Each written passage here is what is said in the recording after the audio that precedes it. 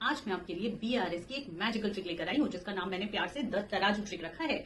इस particular trick को apply करने के बाद आप बीआरएस के किसी भी क्वेश्चन को चुटकियों में सॉल्व करके आ पाएंगे। और सबसे अच्छी बात यह है कि ये इतना इजी है कि अगर आप एग्जाम के एक दिन पहले भी इसे पढ़ के जाते हैं तो क्वेश्चन आराम से सॉल्व हो जाएगा। दूसरा, टाइम टू सॉल्व कितना लगता है कि एवरेज क्वेश्चन सॉल्व करने में सिर्फ 2 मिनट लगते हैं। अगर थोड़ी ज्यादा ट्रांजैक्शन होंगे तो थोड़ा टाइम और लगेगा, दैट्स इट। एंड ये कॉन्सेप्ट भी क्लियर करता है। और क्या चाहिए आपको? इस पर्टिकुलर ट्रिक को बताने से पहले मैं एक छोटी सी बात बताना चाहूंगी। हमारे क्वेश्चन में balance as per cash book या फिर पासबुक दिया होता है। दोनों में से अगर किसी का भी फेवरेबल बैलेंस है तो हम उसे कहां दिखाएंगे? प्लस में। और अगर अनफेवरेबल बैलेंस है तो हम उसे कहां दिखाएंगे? माइनस में। अब आते हैं हम उस मैजिकल ट्रिक में जो ये 3 स्टेप से कंप्राइज करता है। आप ये तीनों स्टेप्स को या तो किसी नोटबुक में कॉपी कर ले या फिर इसका स्क्रीनशॉट ले ले और इसे देखते हुए मेरी बातों को सुने तो आपको क्लियर हो जाएगा कि फिर इस ट्रिक को कैसे अप्लाई करना है। तो पहला स्टेप क्या है? Make the situation using both hands. अपने दोनों हाथों को यूज करके आपको सिचुएशन बनानी है। सेकंड है फ्रीज वन हैंड, किसी एक हैंड को फ्रीज करना है। एंड थर्ड, जो फ्लेक्सिबल हैंड है उसे एडजस्ट करना है।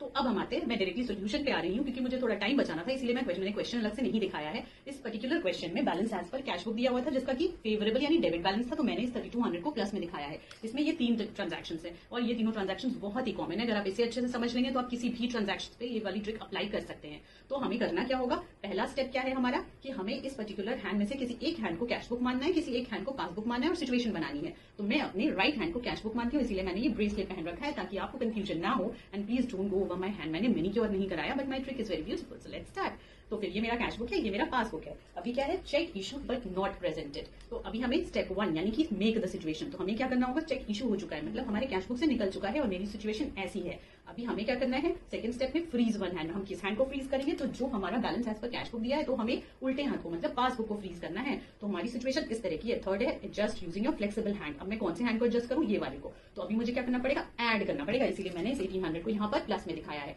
सेकंड है check deposited but not clear, मतलब चेक डिपॉजिट हो चुका है, तो यानी हमारी कैश बुक जो है वो ऊपर है। तो सिचुएशन यानी स्टेप 1 मेक द सिचुएशन ऐसी है। अब हमें सेकंड स्टेप यानी फ्रीज किसे करना होगा? क्योंकि यहाँ कैश बुक का बैलेंस है तो उल्टा हाथ यानी पासबुक को फ्रीज करना होगा। ये मेरा फ्रोजन है और इस फ्लेक्सिबल हैंड को एडजस्ट करना होगा। तो अभी हमें क्या करना पड़ेगा? माइनस करना पड़ेगा, तभी तो हमारा तराजू बैलेंस होगा। क्योंकि हमेशा याद रखें तराजू को बैलेंस यानी एक ही लेवल पे रखना है। तो माइनस में मैंने इस 2000 को दिखाया है। थर्ड क्या है? Bank charges. बैंक हमें नहीं बताता कि वो चार्जेस कब डेबिट करता है, लेकिन हमारे मेक द सिचुएशन में कैसी सिचुएशन होगी? पासबुक ऐसा होगा क्योंकि यहाँ से कैश डेबिट हो चुका है। अभी ये मतलब पासबुक जो कैश बुक जो है वो ऊपर है। तो हमें करना क्या होगा? इस पर्टिकुलर को बैलेंस करने के लिए पहले तो फ्रीज करना होगा। फ्रीज किस हाथ को करेंगे? क्योंकि यहाँ कैश बुक दिया हुआ है इसीलिए हमें पासबुक वाले हाथ को फ्रीज करना होगा। और एडजस्ट किसे करेंगे? फ्लेक्सिबल हैंड को। तो ये वाली सिचुएशन को वापस लेवल पे लाने के लिए मुझे माइनस करना पड़ेगा, तो मैंने इस 150 को माइनस में दिखाया है। इसके बाद ये है बैलेंसिंग फिगर 2850 जो बैलेंस एज पर पासबुक है और टोटल 5000 का लगाया है।